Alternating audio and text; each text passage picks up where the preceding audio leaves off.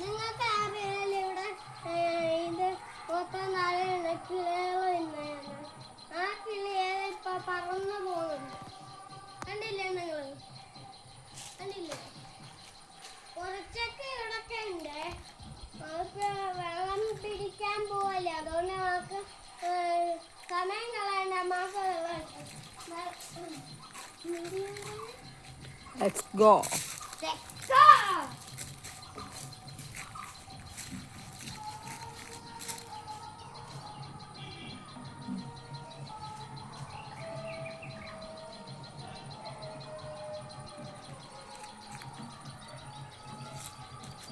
അടുത്ത സ്ഥലത്ത് പോയിട്ട് Let's go.